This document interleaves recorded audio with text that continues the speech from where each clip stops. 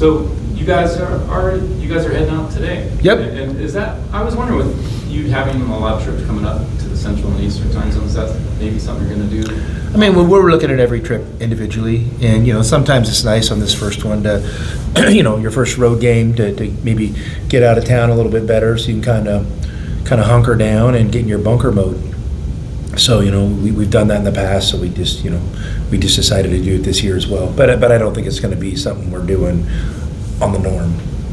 What does Wisconsin do that you haven't seen from your first two opponents? Well, first off, Wisconsin's a great basketball program, and there's just no disputing that. I mean, they have a tradition, they have history, they have a legacy. They're used to winning. They're battle tested, and it's a program I have a ton of respect for. So I think you're stepping up a weight class. And then obviously you throw in the added element of it being on the road, and we know it's going to be an incredible test. So you're probably looking just overall. They have good size overall. They have good athletes on the perimeter, and they have some skilled players as well. So they have a coach who's been there, done that. He knows how to prepare a team for a season. He knows how to prepare a team for a big game. So we're expecting an incredible test. Come Friday night. What major differences are you seeing from this year's team for them to last year's? Major differences. They're running some of the same stuff. They lost an experienced guard. But they have good returning players. They got a sixth-year transfer. So I think they did a really nice job filling in the gaps. I don't know, every, dynamic of how they recruited or who they lost. I just know that the team that I'm watching has my full attention, and we're expecting a real battle. One of the things we saw from Toby in this last game was his ability to post up low on that high-low action, whether it was Krivas or Henry up top feeding him or Trey. What do you like about the two new guys and their ability to create that space down there? Well, they're obviously incredibly talented players and great young men. I think they're getting comfortable with how we play. Sometimes it takes a few games to kind of understand how everything connects together. When you practice, you're not like generally doing a bunch of extended scrimmages. Things are broken down into smaller parts, and they kind of build them up. So sometimes you need a few games to connect the pieces. I just think having a few games under their belt now, they're kind of seeing how the pieces connect and how we play, and where they can be opportunistic and find their spots. And I'm really pleased with the progress they've made. But I also know that that there's a lot of growth still to be had. They play 2 7-footers. Basically, is there a benefit in how you guys practice and the way your roster is constructed? Because that's kind of unique, but at the same time, you guys also can go big at times. Yeah, I think the one thing that is nice is when you play against size and you have size, it's something you're used to playing against every single day. So I don't think our guys, feel in tough situations when they're playing against another 7-footer, a guy that's their size or a guy that's a little bit bigger, because they're used to it on a daily basis. So we really haven't talked about, hey, they have 2 7-footers, we need to do this different or that different. We're gonna play how we play, and they have the size that we have. So I think it's going to be a lot of fun to see how the matchup goes. Talking about that history, it is surprising that they're going to honor Bo Ryan and the 14-15 players. Not at all. And I wasn't aware of that. Tia told me that. That's awesome. The guy should be honored. He did an incredible job there, and obviously, Arizona and Wisconsin have crossed paths before, and so I think as what it means to the current game, probably nothing. But what's cool, it does mean something to the fan bases. It does mean something to the media. They're great talking points. So yeah, that's good. When you have 2 history-rich programs, I think it's cool when they have shared experiences, and fans have memories of those experiences, and they give them good feelings or they give them bad feelings. But for this Friday night and the current players and the current coaching staffs, to me, I think we're more.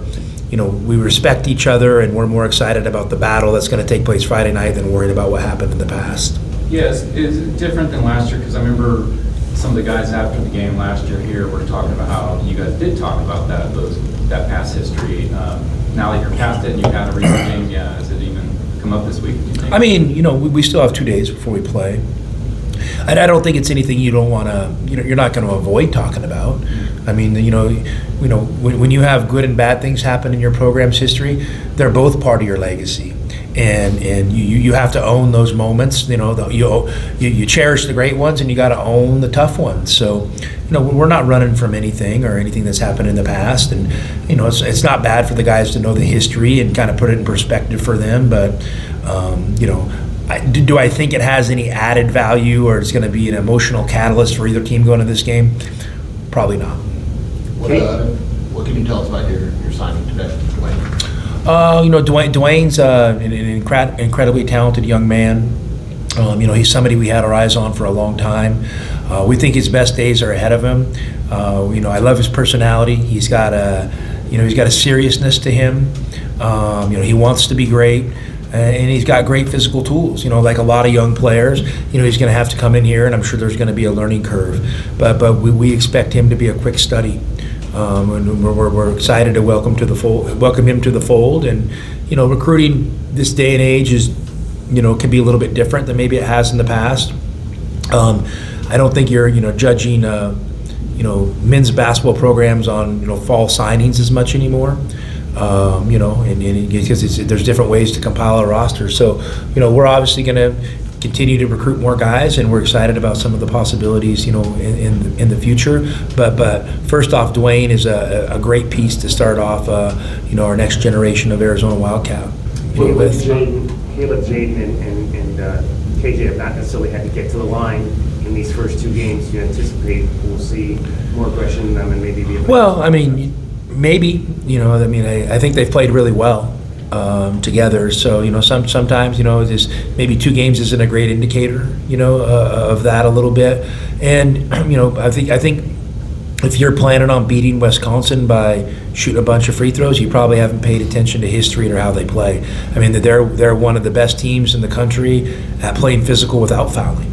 So, so we're aware of that, and when we drive in there, we got to be smart. I want guys focused on scoring baskets rather than drawing fouls. So, we'll see. We'll see how it plays out. We'll see how the game's reffed, and hopefully our guys are up for the challenge and they're adaptable.